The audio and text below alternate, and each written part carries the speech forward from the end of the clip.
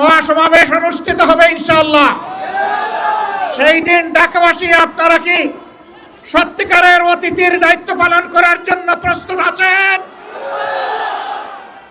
আমি আপনাদেরকে আজকে থেকে সেই প্রস্তুতি নেওয়ার জন্য আহ্বান জানিয়ে রাখলাম। পরবর্তী কর্মসূচিগুলো আমাদের এই দাবি আদায়ের লক্ষ্যে আমি এখন আপনাদের সামনে ঘোষণা করছি। 5ই সেপ্টেম্বর ঢাকা থেকে চট্টগ্রামের পথে লং মার্চ। আমরা পরিষ্কার বলে দিচ্ছি, এই লং মার্চ জনগণের দাবি আদায়ের জন্যে। অতীতের কায়দায়, ফেসিবাদী কায়দায় আমাদের লং মার্চে যেন কোনো বাধা দেওয়া না হয়। যদি বাধা দেওয়া হয়, লং মার্চ দ্বিগুণ শক্তিতে তার গন্তব্যে পৌঁছে যাবে ইনশাআল্লাহ।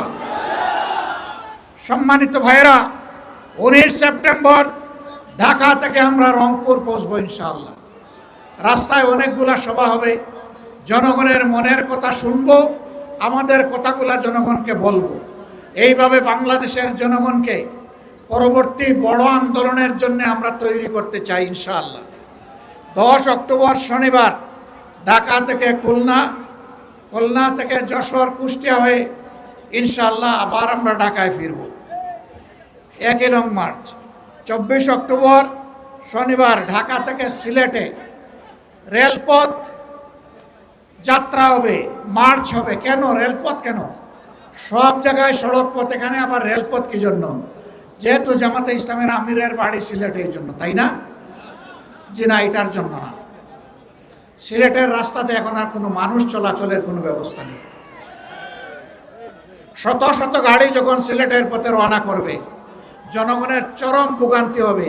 এইটা বিবেচনায় নিয়েই আমরা রেলপথটাকে বেছে নিয়েছি। তারপরে 14 নভেম্বর 2016 ঢাকাবাসী, আপনাদের কাছে জানতে চাই, বাংলাদেশের প্রত্যেকটি গ্রাম থেকে, পাড়া থেকে, মহল্লা থেকে আমাদের ভাই বোনেরা ঢাকার দিকে রওনা করবে।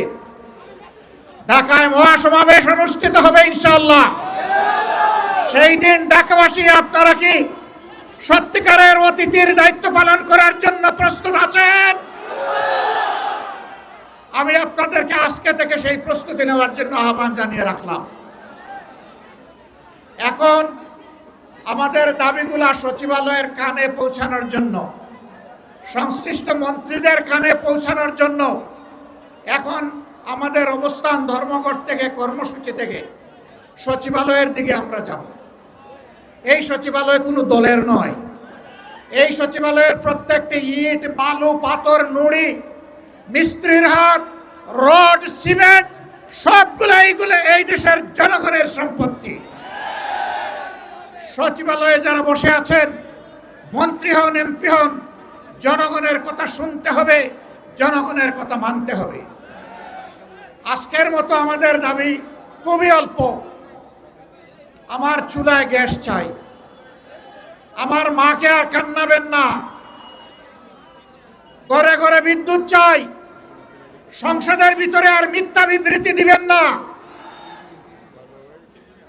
খাবার জন্য বিশুদ্ধ পানি চাই, আমাদের যানবাহনের জন্য পর্যাপ্ত গ্যাস চাই।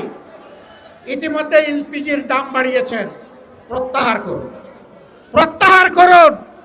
না করলে আমরা সংশ্লিষ্ট দপ্তর ঘেরাও করতে বাধ্য হব।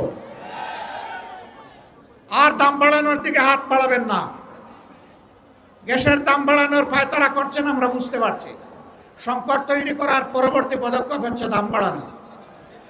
আমরা তা হতে দেব না ইনশাআল্লাহ। আপনারা তৈরি আছেন তো? তৈরি থাকবেন।